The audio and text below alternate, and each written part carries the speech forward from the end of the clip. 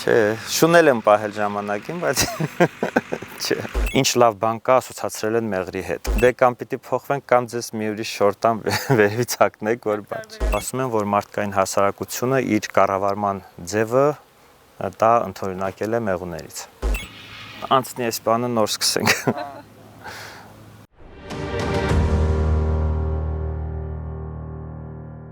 Ես Հայկն եմ, Արցախից, Մարտունու շրջանի Բերթաշեն գյուղից։ Արցախում զբաղվել ենք մեղվաբուծությամբ։ Մեղվաբուծությունը մեր տան համար եղել է, այսպես ասած, ավանդական ճյուղ։ Դեռ տատիկիս հայրը զբաղվել է մեղվաբուծությամբ, իրանից այն կողմ արդեն, այսպես ասած, ինֆորմացիա չունենք, բայց դե այն ժամանակներում, քանի որ հաշվի առնելով, որ բոլոր տներում էլ ավանդական ճյուղերը միշտ եղել են ավանդաբար շարունակվող, կարող եմ ենթադրել, որ նաև դրանից առաջ էլի իմ նախնիները զբաղվել են մեղվաբուծությամբ։ Մեղուների հետ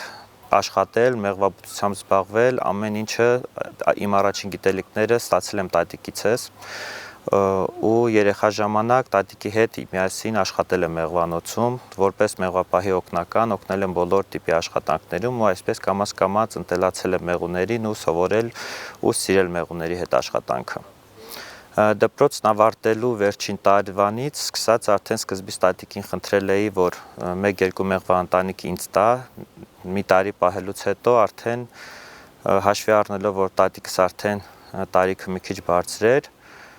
խնդրել եմ, ասել բեր արդեն լրիվ աշխատանքները ես անեմ, դու հանգստացի։ Եվ այդպես սկսվել է իմ մեղվապահի աշխատանքի առօրյան։ Վերջին մի 15 տարվա ընթացքում մեր ընտանիքի, այսպես ասած, գլխավոր մեղվաբույծը եղել եմ ես, բոլոր աշխատանքներում մեր ընտանիքի անդամները մասնակցել են, բայց հիմնական աշխատանքները ես եմ արել։ Մինչև պատերազմը մեղվաընտանիքները տեղափոխում էինք Քարվաճար քաղաք, պատերազմից հետո արդեն Քարվաճարը մեր Արցախի մաս չկազմելու պատճառով մեղվաընտանիքները տեղափոխել ենք Մարտակերտի շրջան, հետո նաև Կուսանաց լեռներ։ Արցախում մեղվանոց ունենալու ընթացքում, այսպես ասած, տատիկի ժառանգած մեղվափեթակները միշտ եղել են բոլորը տարբեր մարդկանց կողմից սարքված, տարբեր չափսերի, տարբեր ձևերի ու ընդհանրապես ամեն գարնանային աշխատանքներ իրականացնելու ժամանակ միշտ մեղուն շատանում է, արդեն ստիպված պետք է երկրորդ հարկ դնես, լայնացնես բույնը, մեծացնես բույնը ու միշտ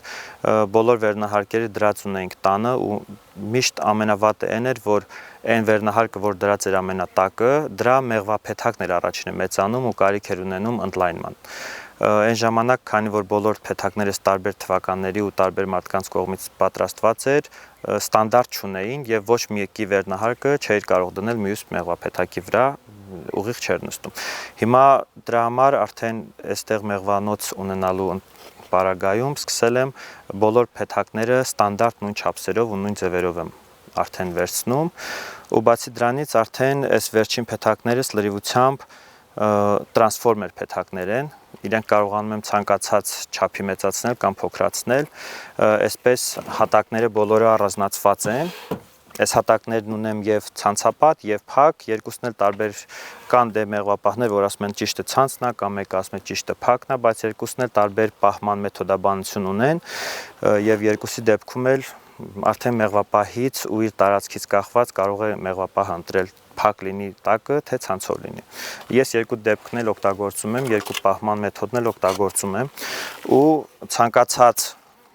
ու տեսնում ենք, որ նաև տարբեր գույնի, տարբեր փեթակների մասեր են ու ցանկացած երկու մեղվա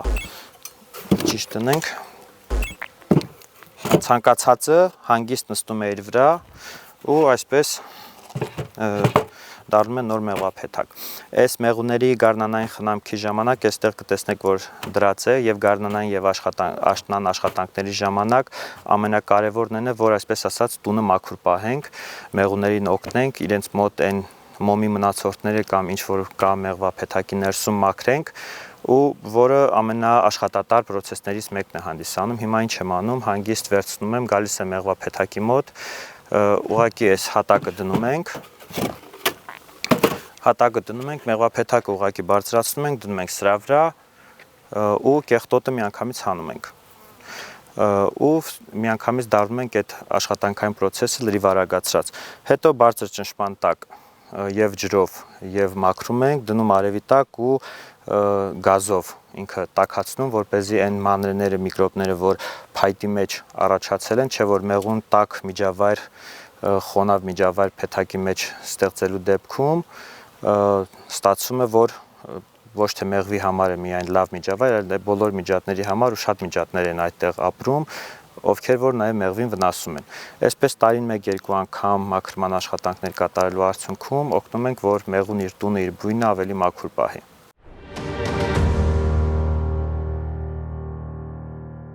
Ընտանիքի մյուս ավանդական ճյուղը, այսպես ասած, նաև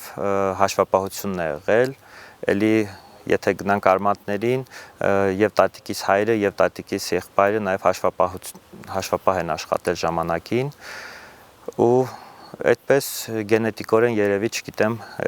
սերը թվերի հետ, սերը հաշվապահության մնացած ամեն ինչի հետ եղել է, ճիշտ է սկզբնական շրջանում, որ ընդունվել եմ, որ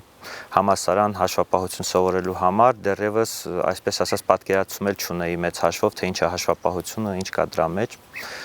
Ու ընդունվել եմ համալսարան, առաջին մասնագիտությունը սովորել եմ հաշվապահություն, բայց մասնագիտացված ագրոպարենային համակարգի ոլորտում։ Արդեն համալսարան ավարտելուց հետո երկրորդ մասնագիտություն ստացել եմ ագրոբիզնես,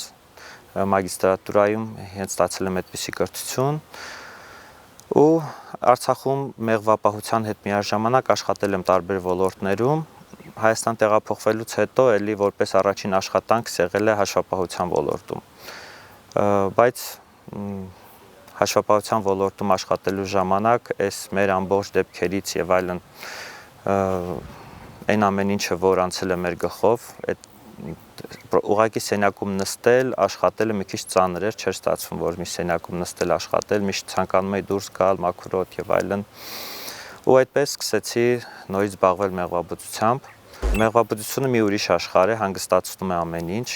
Կամաց հաշվապահությունից անցում կատարեցի դեպի մեղվաբուծություն ու արդեն երկրորդ տարին է, մեղվանտանիքների քանակը արդեն շատացրել ենք եւ փորձում ենք արդեն լրիվ պրոֆեսիոնալ մեղվաբուծությամբ զբաղվել։ Ճիշտ է, դեռևս անելիքներ շատ կան, ավելացնելու, ստեղծելու, կառուցելու շատ բան ունենք, բայց այն քայլերը, որ առաջ են գնում, առաջիկայում հուսով եմ կկարողանանք այն նպատակները, որ դրել ենք, դրանց ամենին հասնենք։ Տարվա ընթացքում երբ տենում ես, որ այդքան չարչարանքից հետո տարին լրիվ անհաջող ուղղությամբ է գնում, մի քիչ հիասթափվում ես, բայց դե պետք է իմանալ, որ ամեն ինչ չի, որ դրական է լինում, ամեն ինչ չի, որ միշտ լավ է լինում կամ մեր սրտով է լինում, ուղղակի պետք է ամեն ինչին հարմարվել, այդ դժվարություններն էլ մարդու համար են ու պիտի ամեն հաջորդ տարի իմանաս, թե ինչ պետք է անել, որպեսզի փորձես այդ անհաջողություններից մի քիչ խուսափել։ Թե չէ այնպես, որ միայն լավ լինի, միայն հաջողություն լինի, այդպես թե կյանքում, թե մեղուների մոտ չի լինում։ Մինչև 30 մեղվա ընտանիք լինելու դեպքում համարում են լրիվ սիրողական մեղվաբուծություն։ Հայաստանի պայմաններում 30-ից 100, 100-ից ավել մեղվաընտանիքներն են արդեն, որ սկսում է դեպի պրոֆեսիոնալ մեղվաբուծությամբ զբաղվել։ Դե ձեզ օգնեմ հագնեք։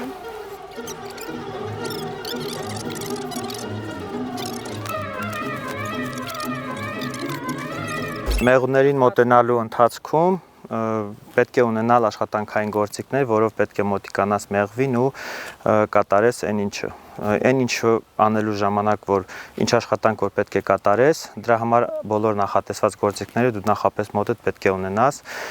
Հիմնականում աշխատանքային արկղով եմ մոտիկանում, որտեղ որ բոլոր ամեն ինչ կունենան։ Ուղղակի հիմա դանակը վերցնենք քերիչը, որը երկկողմանի է եւ բոլոր աշխատանքներին օգնում է, եւ վերցնենք Stop չգացել Հա, նույն տեղն է։ Հաշորին չի կպրում, չէ, փորձենք իվելն է։ Հա, չէ կարող ենք բարձրացնել։ Չէ, չեմ ուզում ես բարձրացնել։ Պրական հետո նա դու դաշլա։ Ստոպ, մենք մի քիչ գործեր կանենք։ Սենց, այսքան տարածք է, չէ, ընդհանրապես տենց։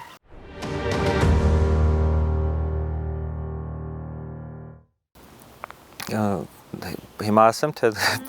նո այսպես ասեմ մեղուներ պահելու համար ունենալու համար կարելի է սովորել տարրական գիտելիքներ, որով կկարողանաս ունենալ մեղուներ,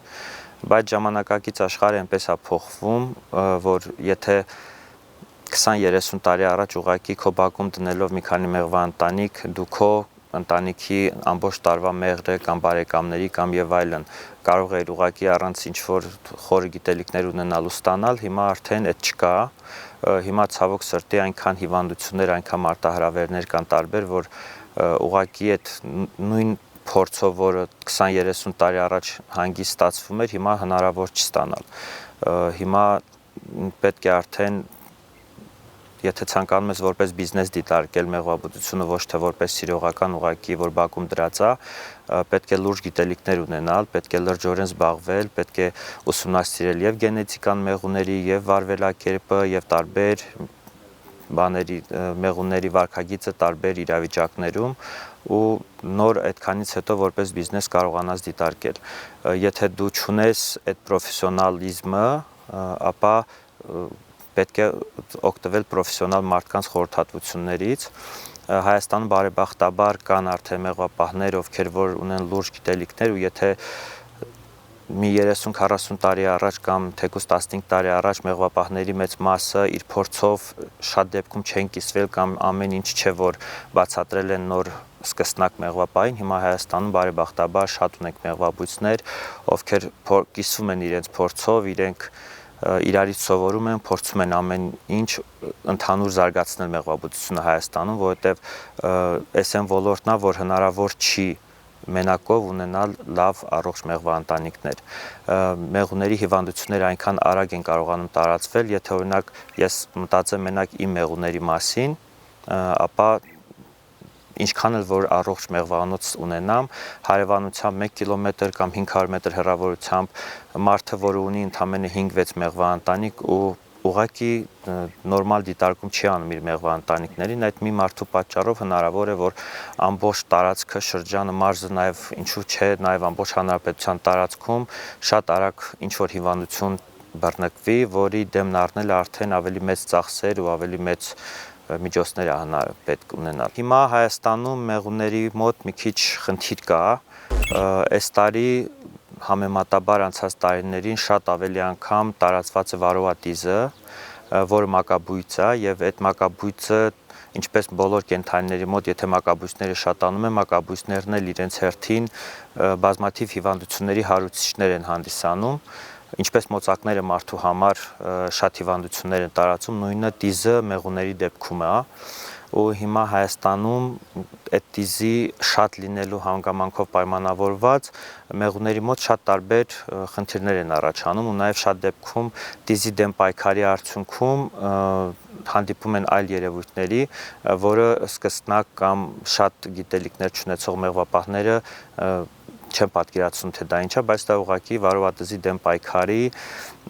բանն է ստացվում։ Արդյունքն է, որ վարոատիզի դեմ պայքարում ենք ու նաև մեղվի որոշ չափի անկում է տարածվում կամ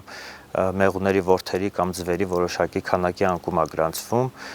որը վախ է առաջացնում շատերի մոտ, բայց դա հենց վարոատիզի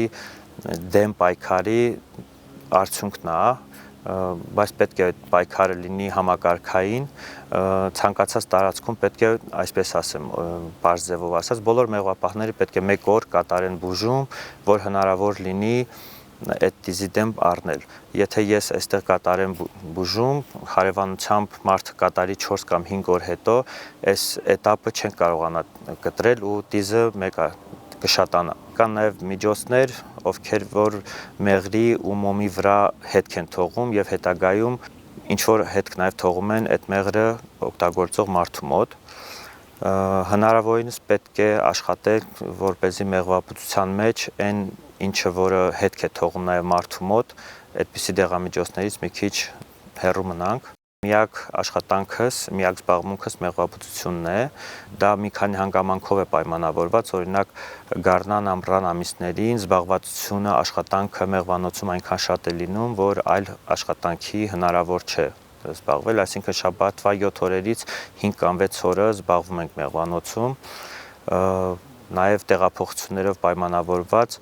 այս տարի օրինակ Հայաստանում այնպես է ստացվել, որ բոլոր տեղերում 15 օր առավելագույնը ակտիվ ծաղիկ եղել, նաև որ ջերմաստիճանն է հետը համընկել ու ամենաուշը 15 օրը մեկ կատարել ենք տեղափոխություններ ու բոլոր մեղվապահներն էլ գիտեն, որ տեղափոխությունից առաջ կատարում ենք նախապատրաստական աշխատանքներ, հետո նորից տեղափոխությունից հետո ենք կատարում նախապատրաստական աշխատանքներ ու միջև հասցնում ես 1 կամ 2 անգամ մեղվանոցի դիտարկում կատարել, արդեն տեղափոխման ժամանակն է գալիս նորից։ Գալիս ենք այստեղ, հերթականությամբ նայում ենք մեղվափեթակները, դիտարկման ժամանակ եթե տեսնում ենք, որ այս մի մեղվաընտանիքի մոտ ինչ-որ խնդիր կա, նշում ենք այդ մեղվաընտանիքը ու շաբաթվա մի օրը տրամադրում ենք միայն հիվանդ մեղվաընտանիքներին, որպեսզի այս վարակը, որ աշխատելու ընթացքում մենք մեր ձեռքով չփոխանցենք մի փեթակից դեպի մյուս փեթակ։ Հա, եթե այդտեղ եք մնալու, հագուստ տամ հագնեք։ Ռուբեն, ֆորմատ բերլի։ Մեղուները այսպես մնացած կենդանիների նման չեն, որ գաս տեսնես սոված են ու կերակրես, այդպեսին չի լինում մեղուների մոտ։ Մեղուները իրենք տարվա ակտիվ շրջանում հավաքում են իրենց համար բերք, մեղր, ծաղկափոշի եւ մնացած ժամանակներում հենց իրենք սնվում են իրենց հավաքած ծաղկափոշով ու մեղրով։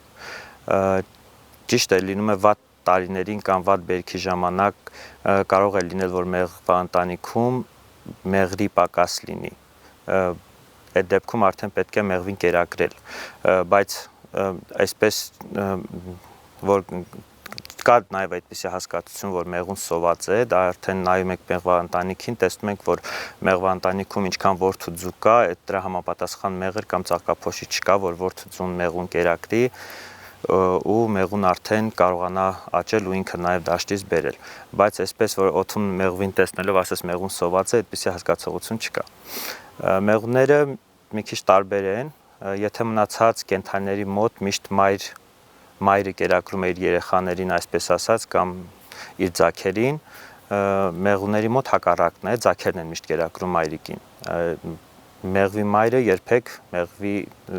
ձագին, այսպես ասած, չի կերակրում, մեղուների մոտ մի քիչ ուրիշ ձև է զարգացած։ Մեղուները միակն են աշխարհում, որ այսպես ասած իրենց բույնը, իրենց տունը սարքում են ոչ թե ներքևից վերև, այլ վերևից ներքև։ Մեղուների այդպիսի հատկություն ունեն։ Մեղուների մոտ չի կարելի գալ ինչ որ սուր հոտեր ունեցող սուր հոտերի դեպքում։ Քրտինքի հոտը, որը մեղուների մոտ ասոցացվում է որպես հաշվի առնելով, որ մեղուն միլիոնավոր տարիներ է, որ բնության մեջ կա, մարդը մեղվի համեմատ շատ ավելի քիչ է, որ բնության մեջ ապրում է, ու առաջներում մեղվի թիվ 1 թշնամին եղել է արջը, ու հենց քրտինքի հոտը մեղուն ասոցացնում է արջի հետ եւ դրա համար շատ ագրեսիվ է լինում, եթե քրտինքի հոտով մարդը մոտիկանում մեղվանոցին։ Նույն ձևով խմած մարդուն, ծխախոտով մարդուն շատ ագրեսիվ է դիմավորում, օծանելիք կամ այլ հոտավետ նյութեր օգտագործելու դեպքում նույնպես մեղուն շատ ագրեսիվ է լինում։ Այսինքն մեղվանոցին մեղուներին պետք է մոտենալ հնարավորինս նեյտրալ հոտով։ Մեղուների մոտենալուց չպետք է շատ ծուխել տալ, այնքան որ թեթևակի պետք է ծուխ տալ, ծխի իմիտացիա ստեղծել, հենց այն որ նշեցի, որ մեղուները միլիոնավոր տարիներ է որ ապրում են բնության մեջ ու իրենց մի թշնամին եթե համարվում էր նախկինում արջը, մյուս թշնամին դա կրակն էր, որը կայծակից բռնկվում էր ու հաճախակի մեղվաընտանիքների բներն էր վառում ու մեղուն այդ ծխի իմիտացիան, որ ծուխը լինում է, ինքը պատկերացում կազմում, որ կրակ է եւ ինքը սկսում է արագ իր մոտ հավաքել մեղր, որպեսզի ամբողջ մեղվաընտանիքով կրակը մոտենալու դեպքում կարողանան բնից դուրս գալ, ինչ որ միտեղ գնալ ու գոնե մեկ օրվա պաշար իրենք ունենան։ Ու մեղուն, որ իր թևիկների տակ արդեն հավաքած է լինում ծաղկափոշի կամ մեղր կամ նեկտար կապ չունի, ինքը արդեն չի կծում, չի կարողանում կծել եւ այդ ձևով ինքը այսպես ասած մի քիչ ավելի խաղաղասեր է դառնում, հետը աշխատելուց արդեն մի քիչ ավելի քիչ են կծում։ Մենք ապահովված ենք հիմա։ Մենք ապահովված ենք, ճիշտ է տարվա այն շրջանն է, որ մեղուն կարող է նաև պահի տակ լրիվ ագրեսիվ մեղու դառնալ կամ հանգիստ լինել։ Հիմա այստեղ մեղվանոցը որ դիտարկենք, շատ մեղվապահներ կարող են ասել, որ ինչու մինչև հիմա երկրորդ հարկերը դրված են, այն մնացած տեղերը, որ երկու տեղ նաև մեղուները ունենք, իրենց մոտ էսպես չէ, այստեղ փորձ ենք կատարում, ու փորձի իմաստն է, որ փորձում ենք շրջանակները, որ պետք է տեղափոխենք ու առանձին տեղ պահենք, հոլանդացիների փորձում ենք կրկնօրինակել ու այդ շրջանակները, դատարկ շրջանակների մասին է խոսքը, պահել հենց տեղում, քիչ աշխատատար պրոցես ստեղծելու համար, բայց դրա մասին շատ հիմա չենք խոսի, հաջորդ տարի փորձ ավարտելուց հետո տեսնենք, եթե հաջողությամբ պսակվի, արդեն դրա մասին կհայտարարենք։ Ոչ մի մեղվապահ չի կարող ասել, թե իրեն ինչքան են գծել։ Առաջի անգամ, որ Հայաստան տեղափոխվելուց հետո մեղուներ եմ ձեռք բերել, մեղուները Սիսիանից են գնացել բերել, այն ժամանակ Արարատյան դաշտում լրիվությամբ արև, չորային եղանակ, ձյուն հասկացողություն չկար, բայց որ գնացել ենք Սիսիան, Սիսիանում դեռևս ձյունը դրած էր գետնին ու հենց ձյան պայմաններում կատարել ենք մեղուների տեղափոխություն իրենց մեղվափեթակներից մեր մեղվափեթակների մեջ ու այդ օրը ահավոր շատ են գծել ու բոլորը գծել են նույն տեղից։ Ընդհանրապես շատ տարբերակներ կա մեր ավանդական մեղվաբուծության մեջ, երբ գծելու համար ինչ են օգտագործում։ Մարդիկ կան օգտագործում են շաքար, սովորական շաքար են քսում, տարբեր բույսեր են վերցնում քսում, մարդիկ կան, որ ցեխ են քսում, այսպես շատ ամեն ինչը շատ տարբերակներ կան ու այսպես կարող եմ ասել, ամեն մի մարդու օրգանիզմ տարբեր ձևով է արձագանքում բոլոր բուժումներին եւ դեղորայքին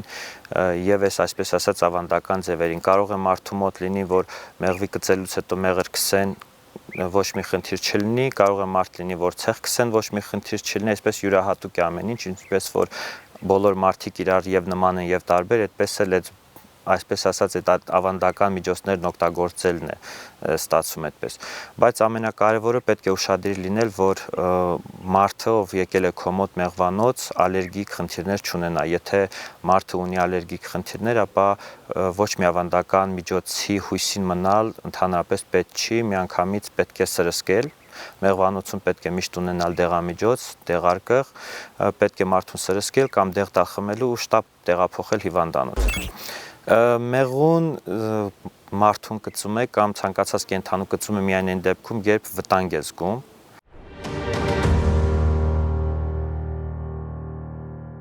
Մեկ մեղուն իր ամբողջ կյանքի ընթացքում մեկ թեյի գթալից էլ շատ պակաս մեղր է կարողանում ինքը ստեղծել ու հազարավոր ծաղիկների այցելու միջև որ կկարողանա այդ մի մեղրը, մի կես գթալ մեղրը մեղուն իր կյանքի ընթացքում ստեղծել ու արտադրել։ Մի մեղվափեթակի մեջ միջև 100,000, 120,000 մեղու հնարավոր է լինի, արդեն կախված մեղվահարկերի քանակից, մեղվաշրջանակների քանակից, նաև վայրից, որտեղ տեղակայված է մեղվաընտանիքը, մեղուների քանակը շատ կարող է լինել, այսպես այդ գծելու մեկ կամ երկու մարդու գծելը մեղվա ընտանիքի վրա այդպես չի շատ մեծ չի անդրադառնում ամառվա ընթացքում։ Ամենակարևոր աշխատանքը, որը մեղվապահը պետք է անի, դա մեղուներին չխանգարելն է։ Մեղվա ընտանիքին շատ ամեն օր դիտարկելն էլ շատ սխալ է, շուտ-շուտ բացել ու նաև դիտարկելու ժամանակ բոլոր շրջանակները բացել, հանել, առանձին նայել շատ սխալ է, դրանով մենք մեղուներին գրգռում ենք, մեղուներին խանգարում ենք, իրենց աշխատանքային պրոցեսն ենք կանգնեցնում այսպես ասած եւ մեղվաընտանիքին այդպես ամեն օր դիտարկում անելը շատ սխալ է։ Մեղվաընտանիքին ես դիտարկում կատարում եմ շաբաթվա ընթացքում մեկ անգամ, այն էլ ամեն անգամ այդ բոլոր բաները չեմ անում։ Ինչպես եմ հասցնում շատ մեղվաընտանիքներին նայել, որ ամեն անգամ եթե նայում եմ մեղվաընտանիքներին, այդ օրը կատարում եմ ընդամենը մեկ աշխատանք։ Եթե պետք է շրջանակ ավելացնել, այդ օրը բացում եմ բոլոր մեղվաընտանիքները հերթականությամբ, շրջանակը տեղադրում եմ իր տեղ ու փակում եմ միանգամից։ Եթե կատարում ենք մաքրման աշխատանքներ, այդ օրը միայն կատարում ենք մաքրման աշխատանքներ, այսինքն ոչ թե մեկ մեղվաընտանիքը բացում ենք ու այն հնարավոր ամեն ինչ, որ կարելի է անել իրար հերթևից անում ենք, այդպես շատ չես հասցնի շատ մեղուների այսպես ասած դիրություն անել ու նաև կախված մեղվափեթակների ձևից այդ աշխատանքները կարողանում ես կարգավորել։ Հաճախակի պետք չի մեղուներին անհանգստացնել, ուղղակի պետք է մաքուր պահել իրենց միջավայրը ու թողնել, որպեսզի մեղուն ինքը իրան իր ամբողջ բուժման կուրսը անցնի։ Մեղուն ինքը իրեն կարողանում է բուժել, միայն պետք է այն հիվանդություն հարուցող մարմինները կարողանաս հեռացնել մեղվից ու ինքը մեղուն մնացած ամեն ինչը կանի։ Համեմատության մեջ կարող ենք ասել, որ ամենաաշխատասեր էակներն են այս աշխարհում ու մեղուները ծնված օրվանից գիտեն, թե ինչ պետք է անեն։ Մեղուները մեր նման այսպես ասած դպրոց կամ համալսարան չեն գնում, որպեսզի իրենց աշխատանքները կարողանան անել։ Աշխատանքային բաժանումը առաջին հերթին կախված է մեղվի տարիքի հետ կապված։ Մեղուն ծնվելուց հետո սկզբնական շրջանում կատարում է աշխատանքներ փեթակի ներսում, այսպես ասած տունն է հավաքում։ Ու որդերին, այսպես ասած ձագերին է կերակրում, արդեն որոշակի օրեր անցնելուց հետո տարվա ընթացքում բոլոր եղանակներին տարբեր է լինում այս փուլերի երկարությունները, դրանից հետո մեղուն սկսում է արդեն դաշտից ծաղկափոշի բերել, նեկտար բերել, հետո արդեն ավելի ծերհասակում սկսում է դաշտից բերել ջուր, այսինքն այս իր կյանքի ընթացքում բոլոր փուլերով մեղուն անցնում է ու մեղուների մոտ կան եւ զինվոր մեղուներ, ովքեր որ հսկում են մեղվա ընտանիքը եւ մեղուներ, ովքեր որ մեղվա ընտանիքում ջերմության ավելացման հետ միանգամից փեթակի դուրսը կարող ենք ամառվա տաք եղանակներին տեսնել, թե ինչպես են մեղուները իրար հետևից շարք կաղնել ու թևերը թափահարելով փորձում են այսպես ասած օդափոխություն իրականացնել մեղվա ընտանիքի ներսում ու մեղվա փեթակի ջերմաստիճանը բերել հարմարեցնել այն ջերմաստիճանին, որտեղ մեղուն իր զարգացումը նորմալ կտանի։ Մեղուների մեջ կան հետախույզ մեղուներ, ովքեր որ կատարում են թռիչք, ծաղիկների կամ ծաղկած դաշտերի տեղը հայտնաբերում են ու այս հետախույզ մեղուները հետ վերադառնում են մեղվափեթակի դիմացը իրենց շարժումներով, որը հաճախակի ասում ենք մեղվի պար, իրենց շարժումներով մնացած մեղուներին կարողանում են հասկացնել, թե որ կողմում ինչ, օրինակ հյուսիսային ուղղությամբ, ինչ տեղը, այսքան հեռավորության վրա կա ծաղկած դաշտ կամ ծաղիկ։ Ու դեռևս մարդկությունը շատ քիչ շարժումներ է որ կարողացել է վերցանել, թե մեղուն ինչ է այդ պարով հասկացնում, դեռևս գաղտնիքներ շատ կան, բայց մեղուն այս ձևով է մնացած մեղուններին ցույց տալիս դաշտի տեղը եւ արդեն մնացած աշխատավոր մեղուները բոլորը չեն գնում ծաղիկ փնտրելու համար։ Դրա համար կան հետախույզ մեղուներ, ովքեր որ կատարում են փնտրտուք, գալիս մնացած մեղուներին տեղը ցույց են տալիս եւ մնացած մեղուները արդեն սկսում են այդ դաշտից մեղրը նեկտարը բերել ու մշակել ու մեղր դարձնել։ Մեղուն հիշողություն ունի եւ դաշտի տեղը, ծաղիկների տեղը իմանալը արդեն ինքը իր հիշողության արդյունքում է։ Կարող է ինչ որտեղ մեկը բնազդ է ասում, մեկը հիշողություն է ասում, բայց փաստն է, որ մեղուն իր ընտրած ծաղկի տեղը միշտ վերադառնում է։ Մեղուները ծաղկափոշին, ջուրը այսպես ասած բերում են իրենց մոտ ունեցած դույլիկներ ենք ասում, այդ դույլիկների օգնությամբ երբեմն հանդիպում է նաև որ ծաղկափոշի առատ լինելու դեպքում մեղուն վերադառնում է ամբողջ մարմինը ծաղկափոշով պատած, բայց մեղուն հիմնականում մեղուն բերքը դաշտից բերում է իր թևիկների տակ ունեցած ոտիկների օգնությամբ, այդ դույլիկների օգնությամբ եւ հենց մեղվափեթակ մոտենալուց մենք այդ իր ոտիկների վրա տեսնում ենք այդ ծաղկափոշին, որը հավաքած պնդացրած վիճակում մեղուն բերում է ու ինչն է հետաքրքիր, եթե մեղուն հեռու տեղ է գնում ճանապարհին հետ վերադառնալուց ինքը իր հավաքած ծաղկափոշին ուտելով գալիս հասնում է միջև մեղվափեթակ, դրա համար պետք է միշտ ընտրել այնպիսի վայրեր, որտեղ որ մոտակայքում կլինեն ծաղիկներ եւ մեղուն ստիպված չի լինի 1 կամ 2 կանգառ կատարելով հետ վերադառնա։ Երբեմն օրվա ընթացքում մեղուն չի հասցնում հետ վերադառնա մեղվափեթակ ու ինքը գիշերում է ծաղկի վրա։ Ու նամանավանդ արդեն ամառվա վերջի ամիսներին սարերում երբ իրիկունը փորձում ենք ծաղիկ հավաքել, դա այն դեղաբույսերը, որ օգտագործում ենք թեյերի մեջ, շատ հաճախ ծաղիկը կտրելու ժամանակ մի քիչ մութ լինելուց որ չենք տեսնում որ մեղուն վրանա, հենց միանգամից կտրելուց էլ մեղուն խայթում է։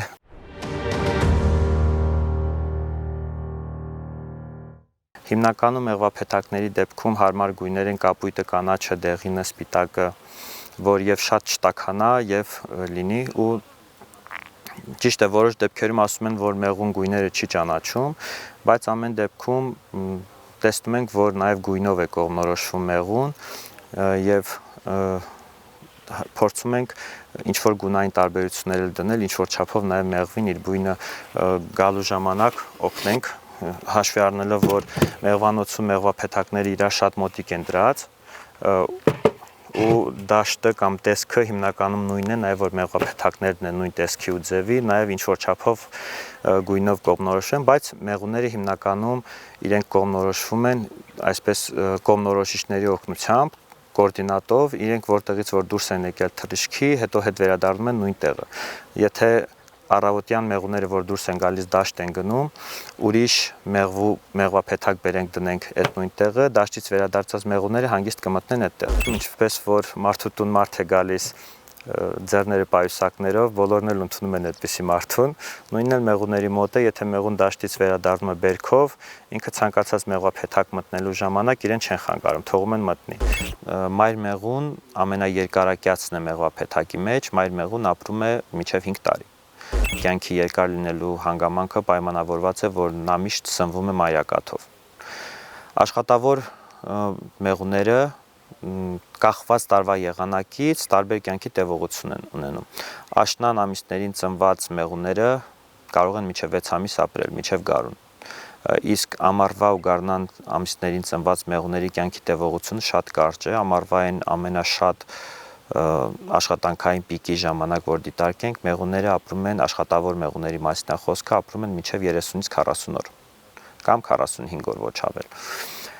Իսկ բոր մեղուները, այսպես ասած տղաները, մեղվա ընտանիքում ծնվում են ամեն գարնան ու ամառվա ընթացքում եւ հիմնականում աշնան բերքահավաքի ավարտին աշխատավոր մեղուները հանում են փեթակից բոր մեղուներին, տղաներին այսպես ասած, քանի որ իրենց կարիքը արդեն մեղվափեթակում չի լինում ու իրենք ձմռան ուղակի միայն սպառող են լինելու, իրենց հանում են, որպեսզի գերը ավելի օպտիմալ օգտագործեն, բայց այդ միշտ չի այդպես լինում, եթե մեղվա ընտանիքում խնդիր կա, օրինակ մայր մեղուն վնասվել է, նոր մայր մեղու է ծնվել ու դեռ այդ մի մայր մեղուն չի հասցրել բեղմնավորվել, այդ բորերը նաև մինչև գարուն մնում են մեղվա փեթակի ներսում, բայց արդեն գարնանը իրենք որպես բոր այդպես պիտանի չեն լինում։ Եվ Աստվածաշնչում եւ հին շատ ու շատ նույնիսկ քարապատկերների վրա, ժառապատկերների վրա, որ նաև Հայաստանում հայտնաբերել են, մեղվի մասին շատ ինֆորմացիա կա եւ մեղրը ու նաև մնացած մեղվամթերքները հնում նաև անվանել են որպես աստվածային ուտելիք, դա ծաղկափոշին է եւ այլն, որ շատ կենսական էներգիա է պարունակում իր մեջ եւ հնում ավանդական բժշկության մեջ շատ է օգտագործվել մեղրը ու մեղվամթերքները մնացած եւ շատ ու շատ դեղամիջոցներ պատրաստելու եւ այլն մեջ։ Որ ասեմ ամեն օր մի գթալ մեղրով եմ սկսում սուտ կլինի, որտեղ հաճախակի առավոտյան շուտ զարթնում միանգամից նույնիսկ առանց նախաճաշելու ենք տնից դուրս գալիս, բայց նախաճաշին երբ տանն ենք լինում միանշանակ։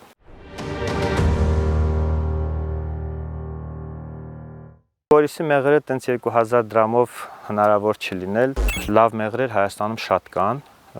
տարբեր տարածաշրջանների լավ մեղրեր ու ամեն մարդ պետք է ուղղակի իր քիմքին համահունչ մեղրը ընտրի, թե որն է իրեն համար ավելի հարմար, ավելի լավը։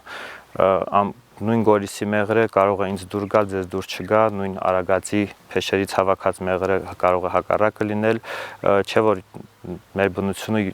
տարբեր ծաղիկներ ու տարբեր կլիմայական գոտիներ ունի եւ բոլոր տեղերի մեղրերն էլ տարբեր են լինում, նույնիսկ նույն ծաղիկը, որը աճում է Արարատյան դաշտում ու Արագածում կամ Հանքավանում կամ Գորիսում,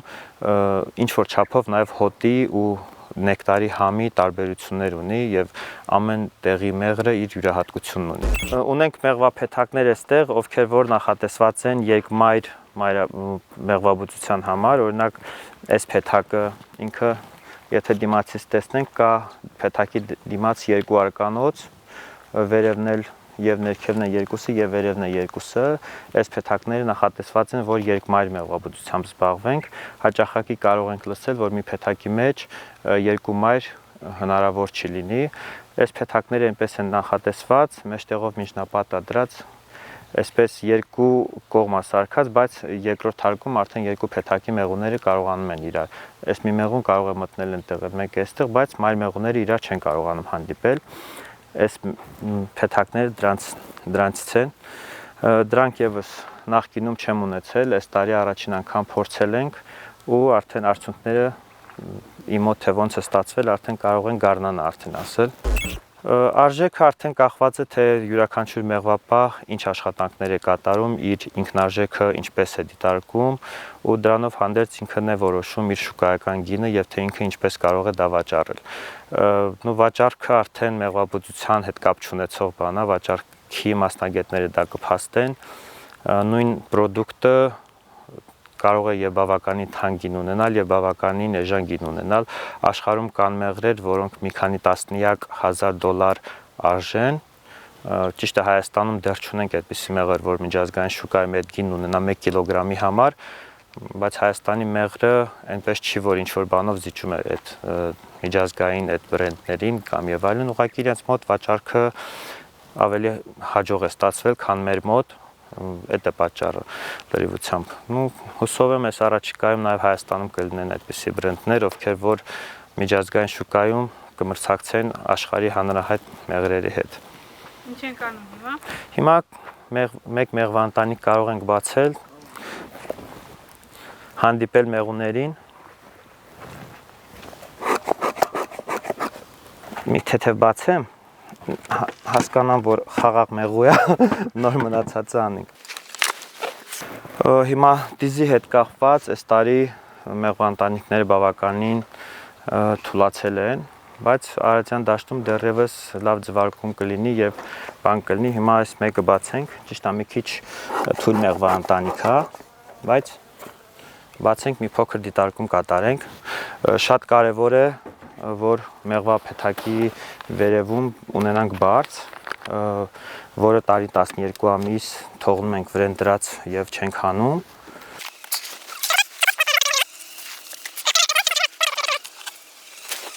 Մի քիչ կատաղած են մեր մեղուները։ Ինչի՞ իմացաք, որ շուտ չկան։ Չէ, օրինակ, այս որ միանգամից բացեցինք, քանի որ հիմա արդեն դաշտից քիչ գեր է գալիս, մեղուները արդեն ագրեսիվ են տրամադրված լինում։ Այս մեր հերթակատարած բուժումներից մեկն է, էկոպոլ, որ դրել ենք, ինքը օրգանիկ է համարվում եւ մեղվափեթակի մեջ դնելուց հետո 14-15 օր հետո հանում ենք, որ մեղուներին արդեն մեղուների մոտ, նույն նաեւ դիզի մոտ իմունիտետ չձևավորվի։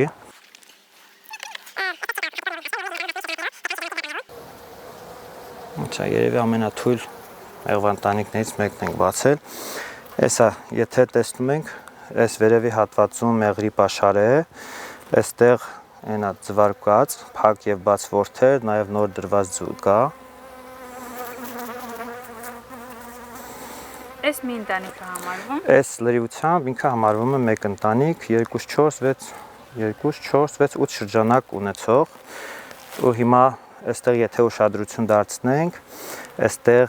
արդեն սերեկած մեղրն է, որ արդեն պատրաստ է ձմեռման, այստեղ դեռևս բաց է ու այս դրանցից պետք է դուրս գա սովորական աշխատավոր մեղուներ։ Հիմա արդեն այլ մեղվի համար ձու փեթակի ներսում չի լինում։ Քամելու ընթացքում եթե քամում ենք, աշխատում ենք, որ այդպես իդեալական տարբերակն է լինում, որ շրջանակը լրիվությամբ պատած է լինում մեղրով, մեջը որդու ձու չի լինում, բայց Հայաստանում բնության այս պայմաններում այդպես հիմնականում չի լինում։ Աշխատում ենք մեղրաքամի ժամանակ օգտագործել այն բոլոր շրջանակները, որոնց 2/3-ը արդեն փակ, ոչ թե մեղր կա վրան, այլ այստեղ եւս պետք է դնենք մեկ բարձ, որպեսզի տաքություն ապահովենք մեղվափեթակի ներսում, պետք է լինի փակած արդեն սերեկած, որ լինի հասունացած մեղր եւ նոր կարտարենք մեղրաքամ։ Ցավոք սրտի ամենաթույլ փեթակներից մեկը բացեցի։ Նու այս մասը հույս ունեմ կկտրեք։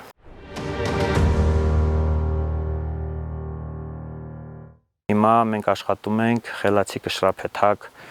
ստեղծելու վրա, արդեն մի քանի տարբերակ ունենք, այսօր պետք է տանենք փորձարկումների եւ 2 օրից արդեն երազայգում դրած կլինի ցուցադրության, ինչ է իրանից ներկայացնում խելացի կշռափեթակը, ինքը կշռափեթակը, որ կարող ենք դնել ցանկացած տեղ, որտեղ որ կա ինտերնետի հասանելիություն եւ ցանկացած մեկ այլ վայրից հետեւել միանգամից մեղվափեթակի եւ քաշի ավելացմանը կամ պակասեցմանը, քաշի փոփոխմանը եւ օրվա ջերմաստիճանին եւ բացի դրանից նաեւ խոնավությանը ու մեր կշռափեթակը նաեւ ամսվա օրվա տարվա շաբաթվա կամ մեր նախընտրած ժամանակահատվածի համար նաեւ կատարում է փոքրիկ վերլուծություն ու հեռախոսի հավելվածի միջոցով գրաֆիկաների տեսքով ամեն ինչ տալիս է եւ փորձում ենք օգնել մեղվապահի աշխատանքը իրականացնելուն, քանի որ կշռափեթակը պետք օրինակ եթե կշռափեթակ ենք պահում պետք է ամեն օր վաղ առավոտյան գնանք նույն ժամին կատարենք կշռում եւ գրանցամատյանի մեջ գրառում կատարենք բայց այս կշռափեթակի օգնությամբ այս մի աշխատանքը որ աշխատատար ու ժամանակատար է արդեն հանվում է եւ բացի դրանից կարողանանք ցանցի միջոցով հետեւել թե Հայաստանի որ մարզում ինչպիսին է կլիման այդ պահին որտեղ ինչպիսի մեղրաբերք է գալիս եւ այն տարածքները որտեղ կլիմայից ու տարվա եղանակից կախված բերք քիչ է, այդտեղից կարողանանք արագ տեղափոխություն կատարել դեպի այնպիսի շրջաններ, որտեղ որ մեղրի բերքը ավելի շատ է կամ ավելի կա մեղր ու փորձենք օգնել մեր մեղվաբույսներին տարվա ընթացքում ավելի շատ բերք ստանալու։ Լինում է որ չսիրված մարդիկ են գալիս կամ չգիտեմ որ ուզում եք վատ բան մեկին ասեք, ասում եք իմ մեղուն քեզ կծի, հա? Չէ, այդպեսի բան չենք ասում, նախ մեր մեղվին է վնաս, կծելու արդյունքում մեր մեղուն կպակասի եւ երկրորդը այսպես ասած չսիրված մարդիկ մեղվանոց չեն էլ գալիս ու աշխատում ենք նույնիսկ այդպեսի մարդիկ, ну չգիտեմ, հիմնականում չեմ կարող ասել թե այդպեսի մարդիկ կան։ Իսկ նվեր տաներուց ասում եք բանը, որտեղ եք գնում, ասում եք, հենա մի բան կա մեղր կտանք, թանկ է ու լավ է։ Ну որոշ դեպքերում տանում ենք, բայց շատ դեպքերում հիմնականում նայած կա եւ որ տանում ենք, կա եւ որ նայած ում տուն ես գնում, ինչ նախասիրություններ ունեն, ամեն մարդ չի որ մեղր է սիրում, չնայած փորձում ենք այնպես անել, որ այդ չսիրելու պատճառները վերացնենք ու սկսենք կամաց սիրել, որովհետեւ ինչպես նշեցիք, աստվածային կերակուրը մեղրը եւ դրանից լավ լավ կերակուր, այսպես ասած, որ եւ օգտակար է, եւ սննդարար է, եւ առողջարար է, եւ կշտացնում է միանգամից մարդուն, շատ լավ էներգիայի աղբյուր է, այդպեսին որ ամեն ինչ իր մեջ կենտրոնացած, երկրորդ այդպեսի կերակուր աշխարհում գոյություն չունի։ Չէ, դա մեքենայի մասներ չեմ ծախում։ Բոլոր այդ ավանդական մեթոդները, որ այսպես ասած մարդիկ կիրառում են, իրանք ուղղակի մեղրի ինչ որ մի բաղադրիչի մասին է խոսքը, վառելու համար, օրինակ եթե ասում են վառվի կամ չվառվի, դա ուղղակի մեղրի մեջ խոնավության չափաբաժնից է կախված ուրիշ ոչ մի բան։ Միակ տարբերակը դա լաբորատոր ստուգումն է, որը լաբորատորիայում էլ պետք է ստուգվի լրիվությամբ ամբողջովին, լավ մեղր, այսպես ասած, եթե ժողովրդի լեզվով ասենք, կամ մաքուր մեղր, որ ժողովուրդն է ասում, ինքը ժողովուրդը հիմնականում հաճախ շաքարավազը միայն նկատի ունի, բայց շաքարավազից ավելի վատ, շատ ավելի նյութեր կան, որ պետք է մեղրի մեջ քիչ լինի, դա կապարի պարունակությունն է, սնդիկի պարունակությունն է, այլ քիմիական տարրերի կազմն է, խոնավության կազմն է, որ ինչքան կա մեղրի մեջ ու եթե շաքարավազը նաև առավոտյան լցնում են թեյի մեջ ու մարդիկ խմում, բայց կապարը կամ սնդիկը համապատասխան քանակից շատ լինելու դեպքում ինքը արդեն առողջությանը ռեալ վնաս կհասցնի, նաև մեղրի մեջ շատ կարևոր է այն դեղամիջոցները, որ օգտագործել են մեղվապահները տարվա ընթացքում, որ այդ դեղամիջոցները մարդու համար վնասակար կողմեր չունենան։ Ուտում ենք մեղր, հաճախ ենք ուտում։ Անպայման մեղր ուտում ենք, հաճախ ենք ուտում, լավագույն սնունդն է, որ կա ու լավ մեղր ուտելու դեպքում, հաճախակի մեղր ուտելու դեպքում կունենանք կայուն իմունիտետ ու հաճախակի չենք հիվանդանա, այն մթնոլորտում նամանանդ, որ Երևանում որ ապրում ենք, ծուխ, օդի մեջ այնքան աղտոտվածություն կա, որ մարդկանց իմունիտետն է լրիվությամբ ցածրացել եւ